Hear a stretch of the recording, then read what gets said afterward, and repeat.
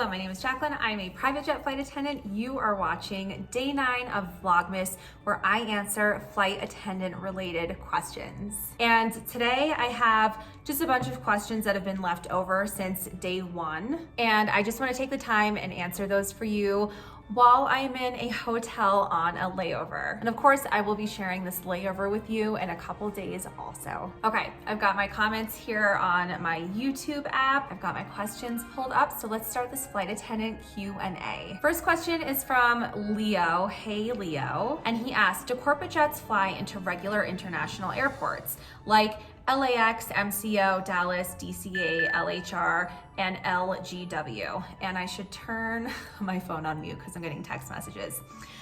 The answer, yes, corporate jets do fly into main airports such as LA, Orlando, Dallas, London Heathrow, and all of the other ones that were mentioned here. Sometimes we land and there is a van or a bus waiting for our passengers, and then they are taken by van or bus to the main terminal, and that's how they exit out of the airport. But corporate jets don't always fly into smaller airports. We do fly into the larger airports as well. Now granted, I am an employee on a corporate jet. I don't travel on them personally for fun, but my preference would be to fly into the smaller airports.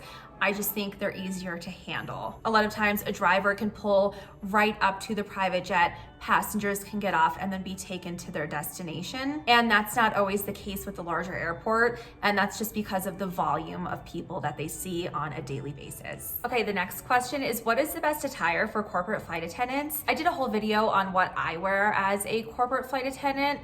Personally, I don't like to wear a dress. We are moving so much on the airplane and it's just easier. I just got off the plane in a sweater and these slacks, and it's just easier for me to move around in slacks. We assist with luggage, we have catering, we're serving, dirty dishes. There's just a lot of movement on a private jet, and I would rather wear slacks and be as comfortable as I can while working in a tiny space, trying to provide a wonderful service for a lot of people with limited resources. This is just what I prefer, and luckily this is what is allowed at the company that I fly for.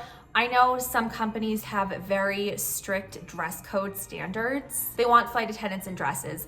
They want flight attendants in high heels. They want flight attendants to wear a scarf and a hat.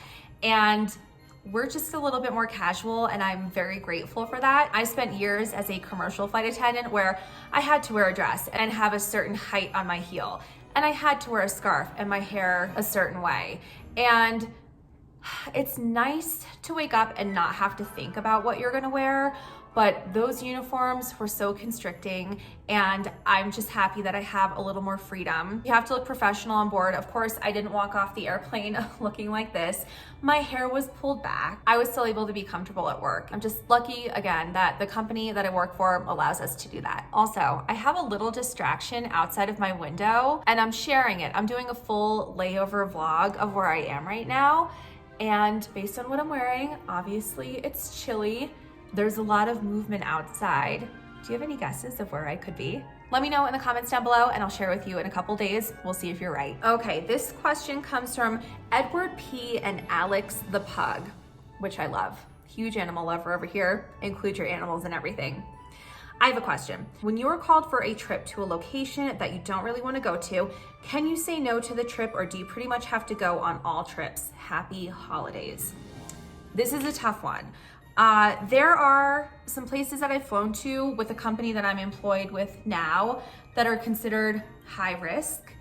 And when we go on those trips, we do have a security team that comes with us. And recently, we had one of those high-risk locations come up, and I talked to my chief pilot. I let him know I wasn't really comfortable flying there. He said, no problem, let's get a contractor. We'll see if a contractor wants to do that trip. And it all ended up working out. The trip ended up canceling anyway.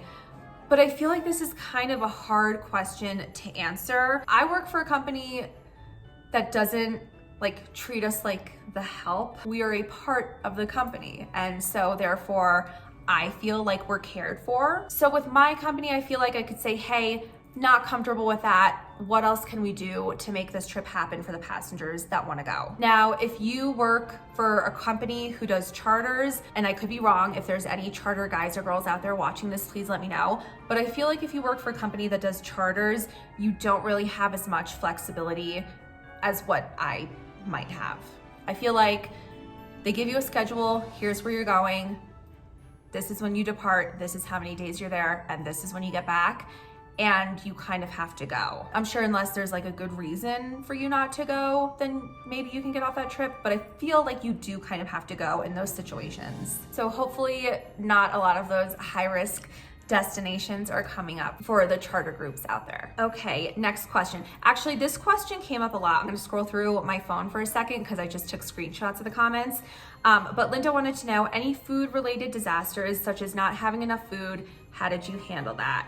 And then I know there was another one. Oh, Lauren asked, is there any time where you have embarrassed yourself on a flight, even on accident?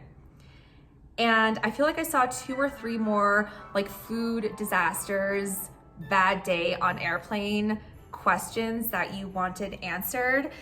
And yeah, I mean, bad days have happened. I wouldn't say I've necessarily been embarrassed on the airplane for not being able to provide a service, just because I'm super type A, I'm a planner, I think about trips days before they happen, and I try to have anything and everything on board. But there have been times where passengers have been sprung on me, and I've vlogged about it. I'll see if I can find them. It's been a while since that's happened. And when additional passengers are added and I'm worried about the food, that just means I eat a granola bar that I have in my purse, and my passengers get to eat the food that I had for me on the airplane. And sometimes they eat the pilot's food too. There are a few little tricks that I've learned in my years of flying that have helped me to prevent embarrassment. But one time we had passengers added, like a significant amount, like 5 passengers added. That's not just taking my meal away and the pilot's meal to make everyone happy. That's a lot of people to serve. And on that flight, I can't remember what option number 2 was, but option number 1, I had steak medallions, and I was gonna do steak and probably potatoes for my starch and whatever greens I had. And instead of serving a steak medallion, I sliced up all of the steak. This way I could make it spread further. And something about fancy people in fancy restaurants, portions are like this big when you go out to eat at those fancy restaurants. And I don't love that because I'm an eater, but it's perfect on a private jet because you have limited room, not only for the passengers to eat, but limited room for you to cook in also. And it just worked out. I'm very lucky. I've never had a terrible food disaster. And thinking back, I have been embarrassed one time on a private jet, and that's because we were taxiing and something was going on with the brake system, and the pilot was testing the brakes, and he just pulled the emergency brake, and I went flying and fell right on my butt. Physically, it didn't hurt, but it hurt pride-wise. It was pretty embarrassing to fall in front of passengers. Okay, and then the last screenshot of a question that I have comes from Teresa, and she was asking if there is a favorite beverage of folks who fly private. Do the captains have a favorite? My pilots, a lot of pilots, definitely my pilots, drink coffee.